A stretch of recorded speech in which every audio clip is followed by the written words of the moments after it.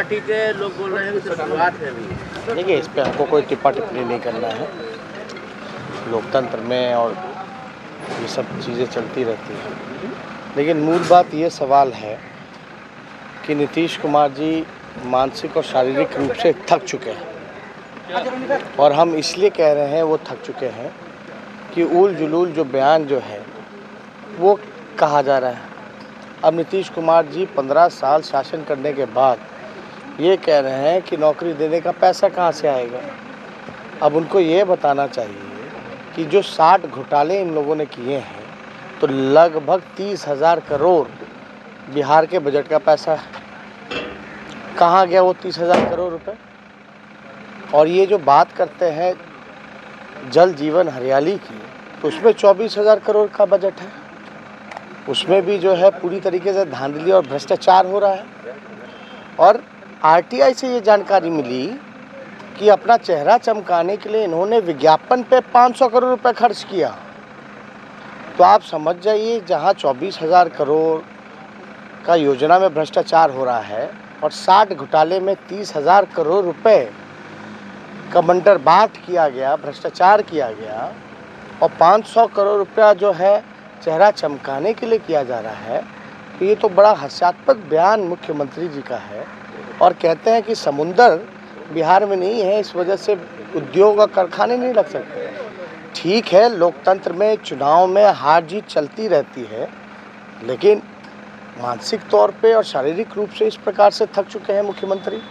और हम तो ये कहना चाहते हैं, लगातार हम लोगों ने भी कहा कि 4.5 लाख नौकरियां तो खाली हैं, जो कि बजट में सारा प्रावधान किया गया है 4.5 लाख, और जो 5.5 लाख है वो तो राष्ट्र के औसत के मुकाबले हमको आना है, आगे बढ़ना है। वो 5.5 लाख नौकरियां हमको देनी है। ये तो नीति आयोग का रिपोर्ट कहता है।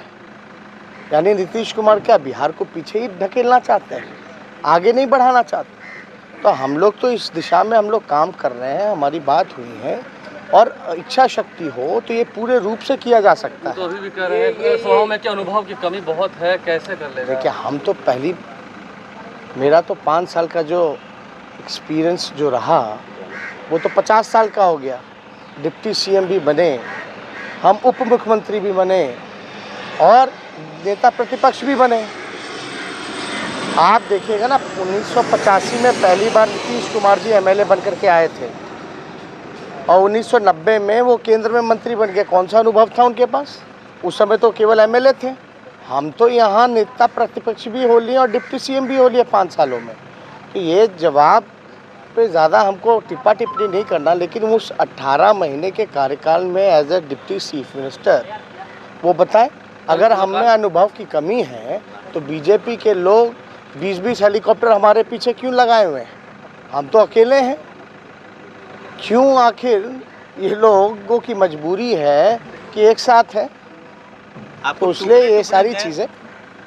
गैन का पोस्टर बॉय बता रहे हैं जेपी नड्डा, एलायंस जो है। अरे भैया, मुद्दे की बात बताना। बोले बिहार को विशेष राज्य का दर्जा क्यों नहीं दिलाया?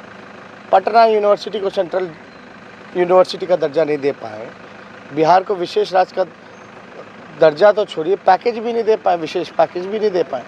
बाढ़ में कितना नुकसान हुआ जेपी नड्डा जी से पूछिएगा तो। उसके लिए कोई टीम आई है? कोई आए?